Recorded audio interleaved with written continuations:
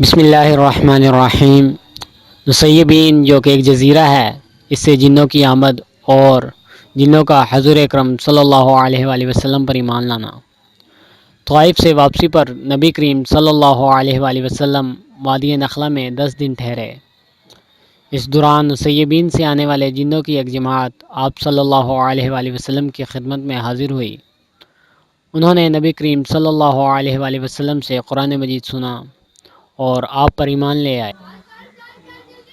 سید ابوالاعلیٰ مدودی لکھتے ہیں، یہ واقعہ جس مقام پر پیش آیا وہ الزیمہ یا السیل الکبیر تھا، کیونکہ یہ دونوں وادی نخلہ میں موجود ہیں۔ اس موقع پر سورۃ الاحقاف کی آیات نمبر 28 تا 32 نازل ہوئی، جن سے معلوم ہوتا ہے کہ یہ جن حضرت موسیٰ علیہ السلام اور کتب سماوی پر ایمان رکھتے تھے۔ اب انہوں نے نبی کریم صلی اللہ علیہ وآلہ وسلم سے قرآن سنا تو محسوس کیا کہ یہ وہی تعلیم ہے جو پچھلے انبیاء دیتے چلے آ رہے ہیں، اس لیے وہ اس کتاب اور اس کے لانے والے نبی صلی اللہ علیہ وآلہ وسلم پر ایمان لے آئے۔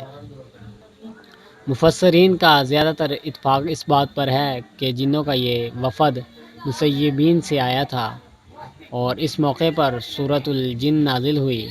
جن نازل نہیں ہوئی بلکہ سورۃ الاحقاف کی مذکورہ آیات نازل ہوئی۔ تاہم اس سے پہلے نبوت کی ابتدا دور کا واقعہ ہے کہ نبی کریم صلی اللہ علیہ وآلہ وسلم مکہ مکرمہ سے عکاظ تشریف لے جا رہے تھے۔ رستے میں انہوں نے چند صحابہ رضی اللہ تعالیٰ عنہ کے ساتھ صبح کی نماز ادا کی۔ اس دوران میں جنوں کی ایک جماعت وہاں سے گزری جو مشرکین اور منکرین رسالت تھے۔ انہوں نے نبی صلی اللہ علیہ وآلہ وسلم کی زبان سے قرآن مجید کی تلاوت سنی اور آپ پر ایمان لے آئے۔ اس موقع پر سورۃ الجن نازل ہوئی تھی، لیکن سید ابوالاعلیٰ مدودی سورۃ الاحقاف کی تفسیر میں لکھتے ہیں کہ اس سورت میں مذکور واقعہ جنوں کی حاضری کا پہلا واقعہ ہے۔ اس کے بعد جنوں کی پے در پے وفود نبی صلی اللہ علیہ وآلہ وسلم کے پاس حاضر ہونے لگے اور منقول روایات کے مطابق ہجرت سے پہلے مکہ میں کم از کم 6 وفد آئے تھے اور ایک رات حجون کے مقام پر آپ صلی اللہ علیہ وآلہ وسلم نے جنوں کے ایک مقدمے کا فیصلہ فرمایا۔ نصیبین کا مختصر تعارف۔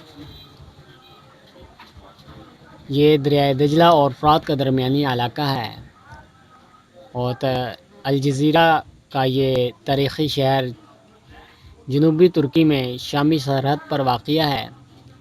اس کے بالمقابل سرحد پار شام کا شہر القامشلی ہے۔ شمالی عراق کے شہر موصل اور نصیبین کا درمیانی فاصلہ تقریباً 250 کلومیٹر ہے۔ ماضی میں موصل سے شام جانے والے قافلے نصیبین سے گزرتے تھے۔ معجم البلدان کے مطابق نصیبین اور اس کے نواحی بستیوں میں 40,000 باغات تھے۔ شہنشاہ فارس نوشیروان ساسانی نے اس کا محاصرہ کیا تو شہر فتح نہیں ہو رہا تھا۔ اس نے تیران شاہ سے بڑی تعداد میں بچھو منگوائے اور انہیں شیشے کی بوتلوں میں بھر بھر کے اورادہ کے ذریعے